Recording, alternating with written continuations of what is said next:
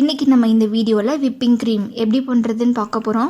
இதுவும் வந்து ஒரு மோஸ்ட் ரிக்வஸ்டட் வீடியோ தான். நம்ம சேனலில் வந்து விப்பிங் க்ரீம் ரெசிபி போஸ்ட் பண்ண சொல்லி கொஞ்சம் பேர் ரிக்வஸ்ட் பண்ணியிருந்தீங்க. அதுவும் எலக்ட்ரிக் பேட்டர் எதுவுமே யூஸ் பண்ணாமல் விப்பிங் க்ரீம் பவுடர் வச்சு எப்படி வீட்டிலே விப்பிங் க்ரீம் ரெசிபி பண்ணணும் அப்படின்னு சொல்லி டவுட்ஸ் கேட்டிருந்தீங்க. இது அவங்களுக்கான வீடியோ தான். நான் இந்த விப்பிங் க்ரீம் ரெசிபியை இதான் ஃபஸ்ட் டைம் அப்லோட் பண்ணுறேன். நான் இதுக்கு முன்னாடி அப்லோட் பண்ணது எல்லாமே வந்து ஃப்ரோஸ்டிங், ஐசிங் அந்த மாதிரி தான் இருக்கும். So butter cream frosting, Royal icing அந்த மாதிரி தான் இருக்கும். இதுதான் ஃபர்ஸ்ட் டைம் நான் விப்பிங் க்ரீம் ரெசிபி அப்லோட் பண்ணுறது. இந்த விப்பிங் க்ரீம் பண்ணுறதுக்கு நான் 100 gram whipping cream powder use பண்ணிக்க போகிறேன். நமக்கு வந்து ஷாப்ஸில் வந்து விப்பிங் க்ரீம் பவுடராகவோ இல்லை வந்து டைரெக்டாக விப்பிங் க்ரீமாவோ வந்து நமக்கு கிடைக்கும். 100 கிராம் விப்பிங் க்ரீம் பவுடரை ஒரு பவுலில் ஆட் பண்ணிக்கணும்.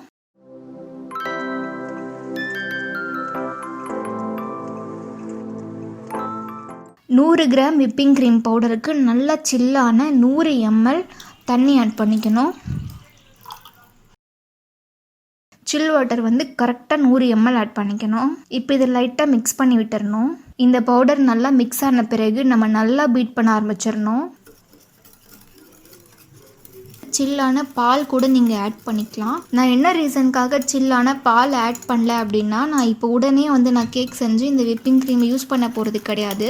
சப்போஸ் நான் பால் ஆட் பண்ணிட்டேன் அப்படின்னா அது ரொம்ப நாள் ஸ்டோர் பண்ண முடியாதுன்ற ரீசனுக்காக நான் ஜஸ்ட் வந்து சில்லான வாட்டர் ஆட் பண்ணியிருக்கேன். நீங்கள் கேக் பண்ணி 2 நாளில் சாப்பிட்ற மாதிரி இருந்துச்சு அப்படின்னா நீங்கள் சில்லான பால் கூட ஆட் பண்ணிக்கலாம். உங்களால் எந்த அளவுக்கு முடியுதோ அந்த அளவுக்கு நல்லா பீட் பண்ணுங்கள். நான் கொஞ்சம் பீட் பண்ணதையுமே நல்லா திக்காகி வந்திருக்கு பாருங்கள்.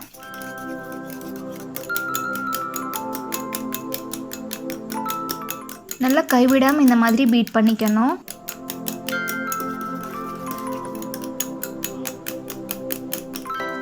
கண்டிப்பாக 100 கிராம் விப்பிங் க்ரீம் பவுடருக்கு 100 ml தண்ணி கண்டிப்பாக ஆட் பண்ணணும். அதுதான் கரெக்டாக இருக்கும்.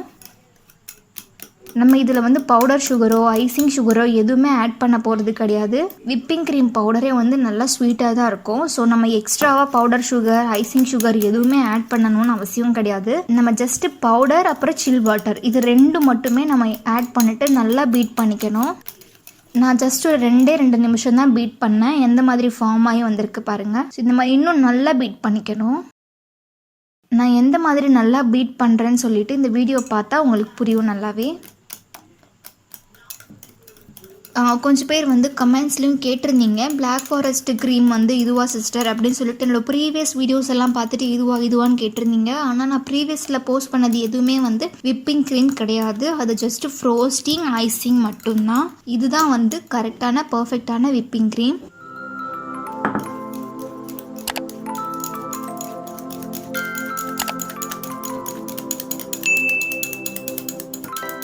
உங்களில் ஒரு சிலருக்கு வந்து விப்பிங் க்ரீமுக்கும் இல்லை ஃப்ரோஸ்டிங், ஐசிங் இந்த மாதிரி க்ரீம்ஸ்க்கும் டிஃப்ரென்ஸ் தெரியாமல் இருக்கலாம். விப்பிங் க்ரீம் ஃபுல்லாகவே வந்து மில்க் ப்ராடக்ட்டு.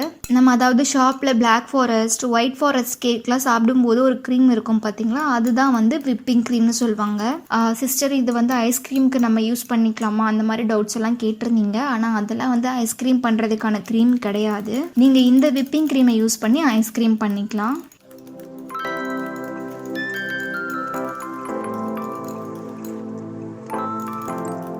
பாருங்க, நான் ஒரு 3 மினிட்ஸ் நல்லா பீட் பண்ணிட்டேன். எந்த மாதிரி ஃபார்ம் ஆகி வந்திருக்கு பாருங்கள். இன்னுமே நல்லா கைவிடாமல் பீட் பண்ணிக்கணும். மேக்ஸிமம் வந்து எல்லா ஷாப்ஸ்லேயுமே வந்து விப்பிங் க்ரீம் அவைலபிளாக இருக்காது. ஈவன் சூப்பர் மார்க்கெட்டில் கூட விப்பிங் க்ரீம் வந்து ஈஸியாக கிடைக்காது. ஒரு சில ரேரான மெயினான சூப்பர் மார்க்கெட்ஸில் வேணும்னா இந்த விப்பிங் க்ரீம் கிடைக்கலாம். மேக்ஸிமம் வந்து விப்பிங் க்ரீம் வேணும் அப்படின்னா இந்த லாக்டவுன்லாம் முடிஞ்சிட்ட பிறகு நீங்கள் ஆன்லைனில் கூட செக் பண்ணிக்கலாம். எனக்கு இந்த விப்பிங் க்ரீம் பவுடர் வந்து ரொம்ப நாளாக கிடைக்கவே இல்லை. நான் இந்த விப்பிங் க்ரீம் பவுடரை வந்து ஒரு கேக் ஷாப்பில் வந்து நான் வாங்கினேன். நம்ம டேரெக்டாகவே விப்பிங் க்ரீம் யூஸ் பண்ணி எந்த மாதிரி க்ரீம் பண்ணணும்னு சொல்லி நான் இன்னொரு வீடியோ செப்பரேட்டாக அப்லோட் பண்ணுறேன். இதுவும் அதே மாதிரி தான், ரெண்டுமே சேம் டேஸ்ட்டில் தான் இருக்கும். இது வந்து ரூம் டெம்பரேச்சரில் ரொம்ப நேரம் இருக்காது. ஸோ சீக்கிரமாகவே இது மெல்ட் ஆயிரும். இது நல்லா சில்லாக இருக்கும்போது தான் வந்து நல்லா ஸ்டிஃபாக இருக்கும். இந்த விப்பிங் க்ரீம் வந்து ரொம்பவே டேஸ்ட்டாக இருக்கும்.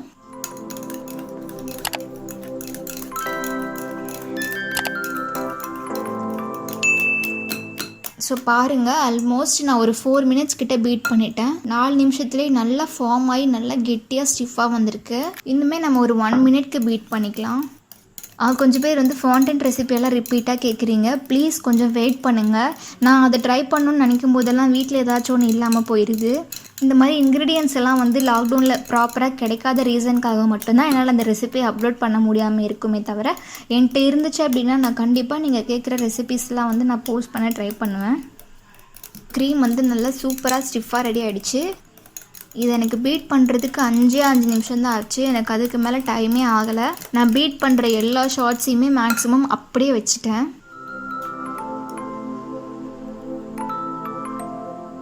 பைப்பிங்கில் வந்து இந்த க்ரீமை ஃபில் பண்ணிவிட்டு லைட்டாக டெக்கரேட் பண்ணி காட்டுறேன் பாருங்கள்.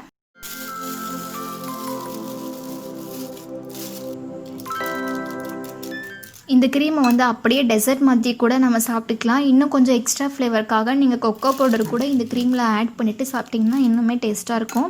குட்டீஸ்க்கெல்லாம் செஞ்சு கொடுத்தீங்க அப்படின்னா அவங்கள ரொம்ப லைக் பண்ணி சாப்பிடுவாங்க. இது அவங்களோட மோஸ்ட் ஃபேவரட் க்ரீமாக இருக்கும்.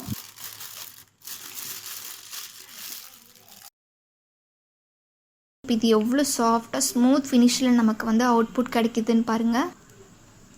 நல்லா ஸ்டிஃபாகவும் சாஃப்டாகவும் இருக்கும். இதோட டேஸ்ட் வந்து ரொம்பவே சூப்பராக இருக்கும்.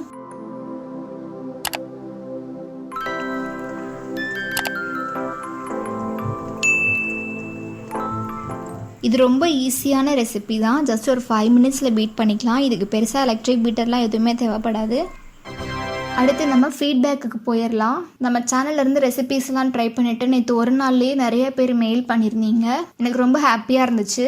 ஃபஸ்ட்டு ஒன் வந்து எஸ்தர் சிஸ்டர் வந்து மேங்கோ ஐஸ்கிரீம் பண்ணியிருக்காங்க. ரொம்பவே சூப்பராக கலர்ஃபுல்லாக பிக்சர் எடுத்து நமக்கு அமைச்சிருக்காங்க பாருங்கள்.